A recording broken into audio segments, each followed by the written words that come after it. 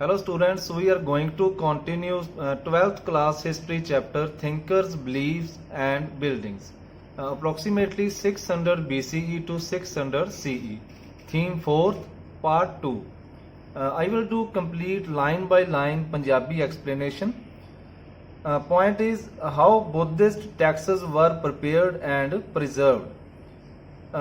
ਜੋ Buddhist Texas ਸਨ ਉਹ ਕਿਸ ਤਰ੍ਹਾਂ ਤਿਆਰ ਕੀਤੇ ਗਏ ਸਨ ਅਤੇ ਕਿਵੇਂ ਉਹਨਾਂ ਨੂੰ ਪ੍ਰੀਜ਼ਰਵ ਕੀਤਾ ਗਿਆ, ਕਿਵੇਂ ਉਹਨਾਂ ਨੂੰ ਬਚਾ ਕੇ ਰੱਖਿਆ ਗਿਆ। ਬੁੱਧਾ ਤੇ ਹੋਰ ਟੀਚਰਸ ਔਰਲੀ ਆਪਣੀਆਂ ਸਿੱਖਿਆਵਾਂ ਦਿੰਦੇ ਸਨ, ਡਿਸਕਸ਼ਨ ਦੁਆਰਾ ਜਾਂ ਡਿਬੇਟ ਦੁਆਰਾ।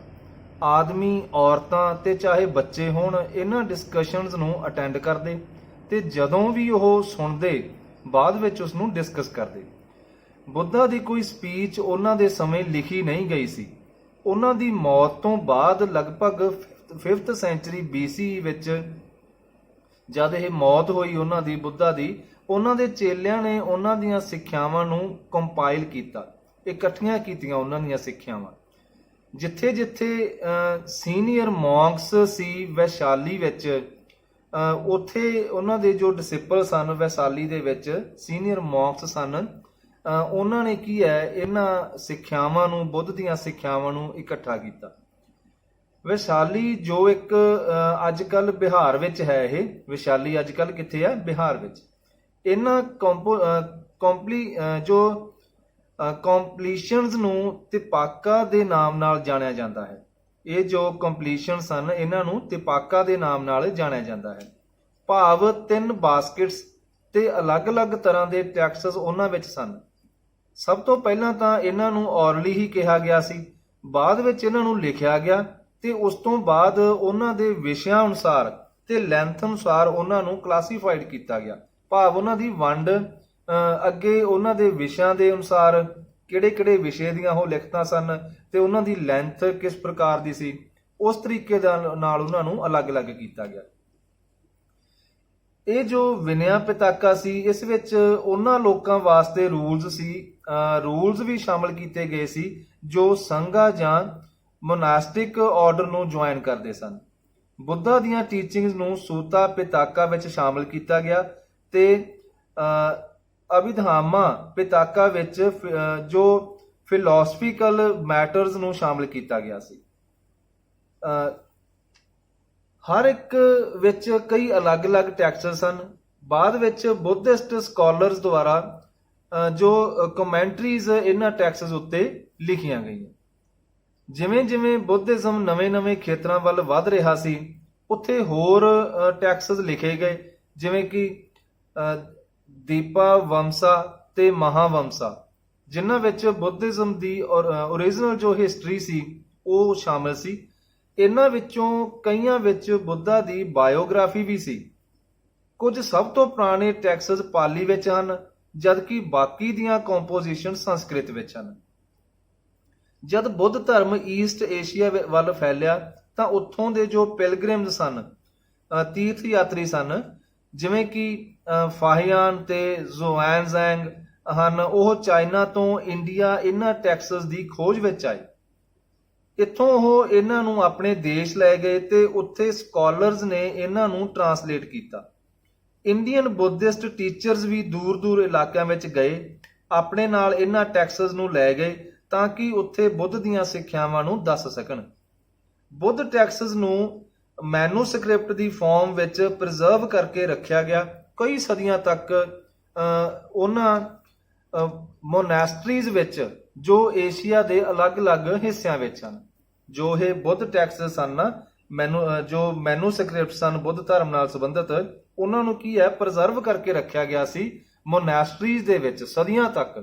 ਏਸ਼ੀਆ ਦੇ ਜੋ ਅਲੱਗ-ਅਲੱਗ ਹਿੱਸੇ ਵਿੱਚ ਇਹ ਮੋਨੈਸਟਰੀ ਸਨ ਨਾ, ਉੱਥੇ ਬੁੱਧ ਧਰਮ ਨਾਲ ਸੰਬੰਧਿਤ ਜੋ ਮੈਨੂਸਕ੍ਰਿਪਟ ਸੀ ਉਹਨਾਂ ਨੂੰ ਪ੍ਰੀਜ਼ਰਵ ਕਰਕੇ ਰੱਖਿਆ ਗਿਆ ਸੀ। ਜੋ ਮਾਡਰਨ ਟ੍ਰਾਂਸਲੇਸ਼ਨ ਹੈ ਉਸ ਨੂੰ ਪਾਲੀ, ਸੰਸਕ੍ਰਿਤ, ਚਾਈਨੀਜ਼ ਤੇ ਤਿੱਬਤੀਅਨ ਵਿੱਚ ਪ੍ਰਪੇਅਰ ਕੀਤਾ ਗਿਆ ਹੈ। ਫੈਟਲਿਸਟਸ ਐਂਡ ਮਟੀਰੀਅਲਿਸਟਸ, ਇੱਥੇ ਇੱਕ ਐਗਜ਼ਰਪਟ ਭਾਵ ਇੱਕ ਭਾਗ ਲਿਆ ਗਿਆ ਹੈ। ਐਗਜ਼ਰਪਟ ਕੀ ਹੁੰਦਾ? ਇੱਕ ਹਿੱਸਾ, ਇੱਕ ਭਾਗ, ਜੋ ਸੂਤਾ ਪਿਤਾਕਾ ਵਿੱਚੋਂ ਜੋ ਇੱਕ ਕਨਵਰਸੇਸ਼ਨ ਨੂੰ ਡਿਸਕ੍ਰਾਈਬ ਕਰ ਰਿਹਾ ਹੈ, ਜੋ ਮਗਧ ਦੇ ਰੂਲਰ ਅਜਾਤ ਸਤੂ ਤੇ ਬੁੱਧਾ ਵਿੱਚ ਹੋਈ। ਇਹ ਜੋ ਕਨਵਰਸੇਸ਼ਨ ਕਿਸ ਵਿੱਚ ਹੋਈ ਸੀ? ਮਗਧ ਦੇ ਰੂਲਰ ਅਜਾਤ ਸਤੂ ਤੇ ਬੁੱਧਾ ਦੇ ਵਿੱਚ ਹੋਈ ਸੀ। ਇੱਕ ਐਗਜ਼ਰਪਟ ਹੈ, ਉਹ ਉਸ ਗੱਲ ਉੱਤੇ ਚਾਨਣਾ ਪਾ ਰਿਹਾ ਹੈ। ਕਿਸ ਚੀਜ਼ ਦਾ ਇਹ ਭਾਗ ਹੈ? ਸੋਤਾ ਪਿਤਾਕਾ ਦਾ ਇੱਕ ਭਾਗ ਹੈ। ਇੱਕ ਕਨਵਰਸੇਸ਼ਨ ਹੋਈ ਸੀ, ਕਿਸ ਦੇ ਵਿੱਚ ਹੋਈ ਸੀ? ਮਗਧ ਰੂਲਰ ਅਜਾਤ ਸਤੂ ਤੇ ਬੁੱਧਾ ਦੇ ਵਿੱਚ ਹੋਈ ਸੀ। ਉਸ ਬਾਰੇ ਸਾਨੂੰ ਦੱਸ ਰਿਹਾ ਹੈ। ਇੱਕ ਸਮੇਂ ਕਿੰਗ ਅਜਾਤ ਸਤੂ ਬੁੱਧ ਕੋਲ ਆਏ ਤੇ ਦੱਸਿਆ ਜੋ ਕਿਸੇ ਹੋਰ ਟੀਚਰ ਮਕਾਲੀ ਗੋਸਾਲਾ ਨੇ ਉਹਨਾਂ ਨੂੰ ਕਿਹਾ ਸੀ। ਉਹ ਗੱਲ ਬੁੱਧ ਨੂੰ ਦੱਸੀ ਉਹਨਾਂ ਨੇ ਆ ਕੇ, ਅਜਾਤ ਸਤੂ ਨੇ, ਜੋ ਕਿ ਕਿਸੇ ਹੋਰ ਟੀਚਰ ਮਕਾਲੀ ਗੋਸਾਲਾ ਨੇ ਉਹਨਾਂ ਨੂੰ ਕਹੀ ਸੀ। ਜੋ ਸਮਝਦਾਰ ਲੋਕ ਹੁੰਦੇ ਹਨ ਉਹ ਇਹ ਉਮੀਦ ਰੱਖਦੇ ਹਨ ਕਿ ਕਰਮ ਕਰਨ ਨਾਲ, ਸਦਾਚਾਰ ਹੋਣ ਨਾਲ, ਚੰਗੇ ਗੁਣ ਹੋਣ ਨਾਲ, ਤਪੱਸਿਆ ਕਰਨ ਨਾਲ ਉਹਨਾਂ ਨੂੰ ਇਹੋ ਜਿਹਾ ਫਲ ਪ੍ਰਾਪਤ ਹੋਵੇਗਾ ਜਿਸ ਨਾਲ ਉਹ ਸਵਰਗ ਨੂੰ ਪ੍ਰਾਪਤ ਕਰ ਲੈਣਗੇ। ਤੇ ਜੋ ਲੋਕ ਨਾ ਸਮਝ ਹੁੰਦੇ ਹਨ ਉਹ ਇਹ ਉਮੀਦ ਕਰਦੇ ਹਨ ਕਿ ਜੇਕਰ ਅਸੀਂ ਇਹੋ ਜਿਹੇ ਕੰਮ ਕਰਾਂਗੇ ਤਾਂ ਜੋ ਸਾਡੇ ਪਹਿਲਾਂ ਦੇ ਕਰਮ ਹਨ ਉਹਨਾਂ ਤੋਂ ਸ਼ਾਇਦ ਅਸੀਂ ਛੁਟਕਾਰਾ ਪਾ ਲਈਏ ਤੇ ਸਾਨੂੰ ਮੁਕਤੀ ਪ੍ਰਾਪਤ ਹੋ ਜਾਵੇ। ਪਰ ਅਜਿਹਾ ਉਹਨਾਂ ਵਿੱਚੋਂ ਕੋਈ ਵੀ ਨਹੀਂ ਕਰ ਪਾਉਂਦਾ। ਦੁੱਖ ਤੇ ਸੁੱਖ ਜਿਵੇਂ ਹਨ ਉਸੇ ਤਰ੍ਹਾਂ ਹੀ ਰਹਿੰਦੇ ਹਨ ਤੇ ਅਜਿਹਾ ਨਹੀਂ ਹੁੰਦਾ ਕਿ ਜਦ ਸਾਡੀ ਡੈਥ ਹੋਵੇ ਤੇ ਸਾਡੀ ਆਤਮਾ ਇੱਕ ਬੋਡੀ ਤੋਂ ਦੂਸਰੀ ਬੋਡੀ ਵਿੱਚ ਜਾਵੇ ਤੇ ਸੁੱਖ ਦੁੱਖ ਬਦਲ ਜਾਣ। ਅਜਿਹਾ ਨਹੀਂ ਹੁੰਦਾ। ਨਾ ਇਹ ਘਟਾਏ ਜਾ ਸਕਦੇ ਹਨ ਤੇ ਨਾ ਹੀ ਵਧਾਏ ਜਾ ਸਕਦੇ ਹਨ। ਜਿਵੇਂ ਇੱਕ ਰੱਸੀ ਨਾਲ ਬੰਨੀ ਹੋਈ ਬਾਲ ਨੂੰ ਅਸੀਂ ਹਵਾ ਵਿੱਚ ਉਛਾਲ ਦਈਏ ਤੇ ਜਿੰਨੀ ਦੂਰ ਉਹ ਜਾ ਸਕਦੀ ਹੈ ਉਨੀ ਦੂਰ ਹੀ ਜਾਵੇਗੀ। ਉਸੇ ਤਰ੍ਹਾਂ ਮੂਰਖ ਤੇ ਸਮਝਦਾਰ ਨੇ ਜਿੰਨਾ ਜੀਵਨ ਤੈਅ ਕਰਨਾ ਹੈ ਉਹ ਓਨਾ ਹੀ ਕਰਨਗੇ ਤੇ ਫਿਰ ਹੀ ਕਹਿ ਸਕਦੇ ਹਾਂ ਕਿ ਉਹਨਾਂ ਦੇ ਦੁੱਖਾਂ ਦਾ ਅੰਤ ਹੋਵੇਗਾ। ਭਾਵ ਆਪਣਾ ਪੂਰਾ ਜੀਵਨ ਉਹ ਦੁੱਖ ਸੁੱਖ ਨੂੰ ਸਹਿੰਦੇ ਹੋਏ ਆਪਣਾ ਜੀਵਨ ਪੂਰਾ ਕਰਦੇ ਹਨ, ਫੇਰ ਹੀ ਉਹਨਾਂ ਦੇ ਦੁੱਖਾਂ ਤੇ ਸੁੱਖਾਂ ਦਾ ਅੰਤ ਹੁੰਦਾ ਹੈ। ਇਹ ਨਹੀਂ ਕਿ ਇੱਕ ਸਰੀਰ ਤੋਂ ਆਤਮਾ ਦੂਜੇ ਸਰੀਰ ਵਿੱਚ ਚਲੀ ਗਈ ਤਾਂ ਉਸ ਦੇ ਨਾਲ ਕੋਈ ਉਹਨਾਂ ਦੇ ਦੁੱਖਾਂ ਸੁੱਖਾਂ ਵਿੱਚ ਫਰਕ ਪਵੇਗਾ। ਅਜਿਹਾ ਨਹੀਂ ਹੁੰਦਾ। ਅਤੇ ਇਹ ਜੋ ਅੱਗੇ ਲਿਖਿਆ ਹੈ ਇਹ ਫਿਲਾਸਫਰ ਅਜਿਤ ਕੇਸਕੰਬਾਲਿਨ ਨੇ ਦੱਸਿਆ। ਕੀ ਦੱਸਿਆ ਸੀ ਅਜਿਤ ਕੇਸਕੰਬਾਲਿਨ ਨੇ? ਅਜਿਹੀ ਕੋਈ ਚੀਜ਼ ਨਹੀਂ ਹੁੰਦੀ, ਨਾ ਕੋਈ ਦਾਨ ਹੁੰਦਾ ਹੈ, ਨਾ ਸੈਕਰੀਫਾਈਸ, ਨਾ ਆਫਰਿੰਗਸ। ਅਜਿਹੀ ਕੋਈ ਵੀ ਚੀਜ਼ ਸੰਸਾਰ ਵਿੱਚ ਨਹੀਂ ਹੁੰਦੀ, ਨਾ ਇਸ ਸੰਸਾਰ ਵਿੱਚ ਨਾ ਅਗਲੇ ਵਿੱਚ। ਅਜਿਹਾ ਉਹਨਾਂ ਦਾ ਵਿਸ਼ਵਾਸ ਸੀ, ਸ਼ਾਇਦ ਇਸੇ ਲਈ ਉਹਨਾਂ ਨੇ ਇਹ ਕਿਹਾ। ਇਨਸਾਨ ਚਾਰ ਤੱਤਾਂ ਤੋਂ ਮਿਲ ਕੇ ਬਣਿਆ ਹੈ। ਜਦ ਇਨਸਾਨ ਮਰਦਾ ਹੈ ਜੋ ਅਰਥ ਨਾਲ ਰਿਲੇਟਡ ਹਿੱਸਾ ਹੁੰਦਾ ਹੈ ਇਨਸਾਨ ਦੇ ਵਿੱਚ ਉਹ ਅਰਥ ਵਿੱਚ ਚਲਾ ਜਾਂਦਾ ਹੈ, ਧਰਤੀ ਵਿੱਚ ਮਿਲ ਜਾਂਦਾ ਹੈ। ਉਸ ਦਾ ਜੋ ਫਲੂਇਡ ਹੁੰਦਾ ਹੈ ਸਰੀਰ ਵਿੱਚ, ਪਾਣੀ ਹੁੰਦਾ ਹੈ, ਉਹ ਪਾਣੀ ਵਿੱਚ ਹੀ ਮਿਲ ਜਾਂਦਾ ਹੈ। ਹੀਟ ਅੱਗ ਵਿੱਚ ਮਿਲ ਜਾਂਦੀ ਹੈ, ਹਵਾ ਵਿੱਚ ਚਲੀ ਜਾਂਦੀ ਹੈ ਤੇ ਜੋ ਉਸ ਦੀਆਂ ਸੈਂਸਸ ਹਨ ਉਹ ਸਪੇਸ ਵਿੱਚ ਚਲੀਆਂ ਜਾਂਦੀਆਂ ਹਨ। ਭਾਵ ਉਸਦੇ ਜੋ ਗਿਆਨ ਇੰਦਰੀਆਂ ਸਨ ਉਹ ਕੀ ਹੈ? ਸੈਂਸਸ ਸਨ, ਉਸਦੀ ਸਮਝ ਸੀ, ਉਹ ਕੀ ਹੈ? ਸਪੇਸ ਵਿੱਚ ਚਲੀ ਜਾਂਦੀ ਹੈ। ਜੋ ਨਾ ਸਮਝ ਲੋਕ ਇਹ ਗੱਲਾਂ ਕਰਦੇ ਹਨ ਕਿ ਮਰਨ ਤੋਂ ਬਾਅਦ ਜੀਵਨ ਹੁੰਦਾ ਹੈ, ਇਹ ਸਭ ਖੋਖਲੀਆਂ ਗੱਲਾਂ ਹਨ। ਚਾਹੇ ਸਮਝਦਾਰ ਇਨਸਾਨ ਹੋਣ ਚਾਹੇ ਨਾ ਸਮਝ ਇਨਸਾਨ ਹੋਣ, ਸਭ ਖਤਮ ਹੋ ਜਾਂਦੇ ਹਨ, ਕੋਈ ਵੀ ਨਹੀਂ ਬਚਦਾ। ਕੋਈ ਵੀ ਡੈਥ ਤੋਂ ਬਾਅਦ ਦੁਬਾਰਾ ਸਰਵਾਈਵ ਨਹੀਂ ਕਰ ਸਕਦਾ। ਜੋ ਪੁਨਰ ਜਨਮ ਦੀ ਗੱਲ ਹੈ ਉਸ ਨੂੰ ਇਹਨਾਂ ਨੇ ਕੀ ਹੈ? ਗਲਤ ਸਾਬਿਤ ਕੀਤਾ। ਜੋ ਸ਼ੁਰੂਆਤ ਦੇ ਟੀਚਰ ਸਨ ਉਹ ਅਜੀਵਿਕਾਸ ਟ੍ਰੈਡੀਸ਼ਨ ਨੂੰ ਬਿਲੋਂਗ ਕਰਦੇ ਸੀ। ਕਿਸ ਟ੍ਰੈਡੀਸ਼ਨ ਨਾਲ ਸੰਬੰਧਿਤ ਸਨ ਇਹ ਸ਼ੁਰੂਆਤ ਦੇ ਟੀਚਰਸ? ਅਜੀਵਿਕਾਸ। ਇਹਨਾਂ ਨੂੰ ਫੈਟਲਿਸਟਸ ਕਿਹਾ ਜਾਂਦਾ ਸੀ ਕਿਉਂਕਿ ਇਹ ਲੋਕ ਇਹ ਮੰਨਦੇ ਸੀ ਕਿ ਹਰ ਚੀਜ਼ ਪਹਿਲਾਂ ਤੋਂ ਹੀ ਨਿਰਧਾਰਤ ਹੈ। ਸੈਕੰਡ ਟੀਚਰਸ ਲੋਕਿਆਤਾਸ ਟ੍ਰੈਡੀਸ਼ਨ ਨੂੰ ਬਿਲੋਂਗ ਕਰਦੇ ਸਨ ਤੇ ਉਹਨਾਂ ਨੂੰ ਮਟੀਰੀਅਲਿਸਟਿਕ ਕਿਹਾ ਜਾਂਦਾ ਸੀ। ਇਹਨਾਂ ਦੇ ਟ੍ਰੈਡੀਸ਼ਨ ਦੇ ਟੈਕਸਸ ਜ਼ਿਆਦਾ ਸਾਡੇ ਕੋਲ ਮਿਲਦੇ ਨਹੀਂ ਹਨ, ਜ਼ਿਆਦਾ ਸਾਡੇ ਕੋਲ ਇਹਨਾਂ ਦੇ ਟ੍ਰੈਡੀਸ਼ਨ ਦੇ ਟੈਕਸਸ ਨਹੀਂ ਹਨ ਤੇ ਇਹਨਾਂ ਬਾਰੇ ਜਾਣਨ ਲਈ ਸਾਨੂੰ ਦੂਜੇ ਟ੍ਰੈਡੀਸ਼ਨ ਤੇ ਨਿਰਭਰ ਰਹਿਣਾ ਪੈਂਦਾ। Third point, beyond worldly pleasures the message of Mahavira. ਜੋ ਸੰਸਾਰਕ ਖੁਸ਼ੀਆਂ ਹਨ ਉਹਨਾਂ ਤੋਂ ਪਰੇ ਦੀ ਗੱਲ ਕੀਤੀ ਹੈ ਇੱਥੇ। ਕਿਹਦੇ ਦੁਆਰਾ ਇਹ ਮੈਸੇਜ ਹੈ? ਮਹਾਵੀਰਾ ਦੁਆਰਾ। ਜੋ ਜੈਨੀਆਂ ਦੀ ਬੇਸਿਕ ਫਿਲਾਸਫੀ ਸੀ ਉਹ ਪਹਿਲਾਂ ਤੋਂ ਹੀ ਨਾਰਥ ਇੰਡੀਆ ਵਿੱਚ ਹੋਂਦ ਵਿੱਚ ਸੀ, ਵਰਧਮਾਨ ਦੇ ਜਨਮ ਤੋਂ ਵੀ ਪਹਿਲਾਂ। ਜਿਨ੍ਹਾਂ ਨੂੰ ਅਸੀਂ ਮਹਾਵੀਰ ਦੇ ਨਾਮ ਨਾਲ ਜਾਣਦੇ ਹਾਂ ਉਹਨਾਂ ਦੇ ਜਨਮ ਤੋਂ ਵੀ ਪਹਿਲਾਂ ਜੋ ਜੈਨੀਆਂ ਦੀ ਫਿਲਾਸਫੀ ਸੀ ਨਾ ਉਹ ਨਾਰਥ ਇੰਡੀਆ ਵਿੱਚ ਸੀ। ਇਹ ਗੱਲ 6th ਸੈਂਚਰੀ BCE ਦੀ ਹੈ BCE ਦਾ ਤੁਹਾਨੂੰ ਪਤਾ ਹੀ ਹੈ, before Christ era. 6th century BCE ਦੀ ਹੈ। ਜੈਨ ਟ੍ਰੈਡੀਸ਼ਨ ਦੇ ਅਨੁਸਾਰ ਮਹਾਵੀਰ ਤੋਂ ਪਹਿਲਾਂ ਵੀ 23 ਹੋਰ ਟੀਚਰਸ ਰਹਿ ਚੁੱਕੇ ਸੀ, ਜਿਨ੍ਹਾਂ ਨੂੰ ਤੀਰਥੰਕਰ ਕਿਹਾ ਜਾਂਦਾ ਸੀ, ਜੋ ਕਿ ਮੈਨ ਤੇ ਵਿਮਨ ਦੋਹਾਂ ਨੂੰ ਹੀ ਸਿੱਖਿਆ ਦਿੰਦੇ ਸੀ ਕਿ ਸੰਸਾਰ ਰੂਪੀ ਸਮੁੰਦਰ ਨੂੰ ਕਿਵੇਂ ਪਾਰ ਕਰਨਾ ਹੈ। ਸਭ ਤੋਂ ਮਹੱਤਵਪੂਰਨ ਵਿਚਾਰ ਜੈਨਿਜ਼ਮ ਦਾ ਇਹ ਹੈ ਕਿ ਸਾਰਾ ਸੰਸਾਰ ਚਲਾਇਮਾਨ ਹੈ, ਕਿ ਇੱਥੇ ਪੱਕੇ ਤੌਰ ਤੇ ਕਿਸੇ ਨੇ ਵੀ ਨਹੀਂ ਰਹਿਣਾ, ਸਦਾ ਲਈ ਕੋਈ ਨਹੀਂ ਰਹੇਗਾ ਇੱਥੇ। ਇੱਥੋਂ ਤੱਕ ਕਿ ਚਾਹੇ ਪੱਥਰ ਹੋਣ, ਚਟਾਨਾਂ ਹੋਣ ਜਾਂ ਪਾਣੀ ਹੋਵੇ, ਸਭ ਵਿੱਚ ਲਾਈਫ ਹੁੰਦੀ ਹੈ। ਜੈਨ ਫਿਲਾਸਫੀ ਇਸ ਗੱਲ ਤੇ ਜ਼ੋਰ ਦਿੰਦੀ ਹੈ ਕਿ ਲਿਵਿੰਗ ਬੀਇੰਗਸ ਵਿੱਚ ਚਾਹੇ ਕੋਈ ਵੀ ਹੋਵੇ, ਇਨਸਾਨ ਹੋਣ, ਜਾਨਵਰ ਹੋਣ, ਦਰਖਤ ਹੋਣ, ਕੋਈ ਕੀਟ ਪਤੰਗੇ ਹੋਣ, ਕਿਸੇ ਨੂੰ ਵੀ ਨੁਕਸਾਨ ਨਹੀਂ ਪਹੁੰਚਾਇਆ ਜਾਣਾ ਚਾਹੀਦਾ।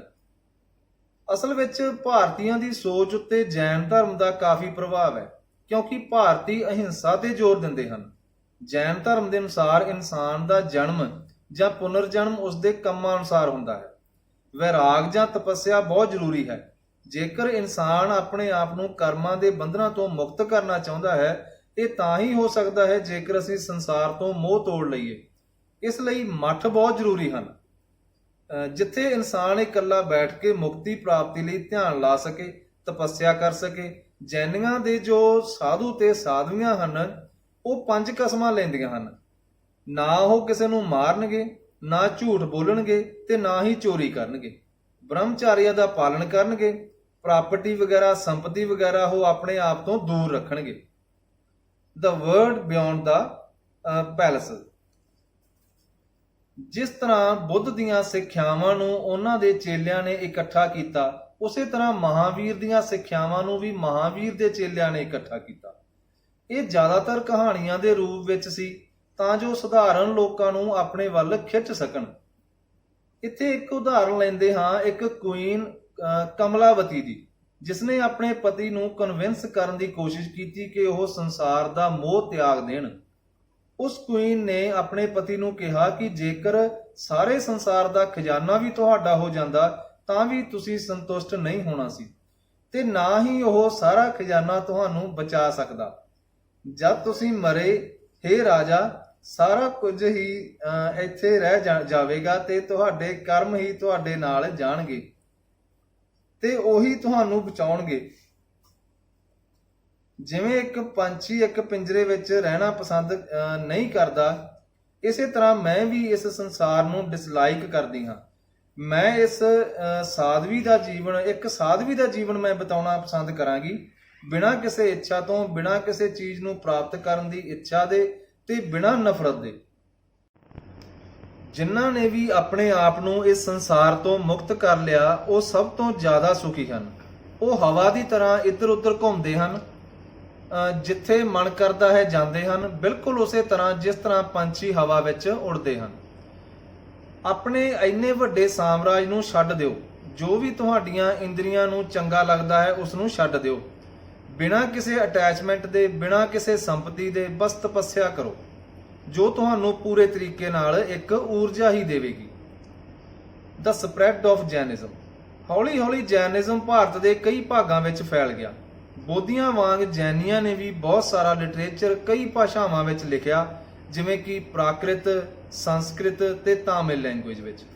ਸਦੀਆਂ ਤੱਕ ਇਹਨਾਂ ਟੈਕਸਟ ਦੀਆਂ ਜੋ ਮੈਨੂਸਕ੍ਰਿਪਟ ਸੀ, ਉਹਨਾਂ ਨੂੰ ਲਾਇਬ੍ਰੇਰੀਜ਼ ਵਿੱਚ ਸੰਭਾਲ ਕੇ ਰੱਖਿਆ ਗਿਆ, ਜੋ ਕਿ ਟੈਂਪਲਸ ਦੇ ਨਾਲ ਅਟੈਚਡ ਸਨ।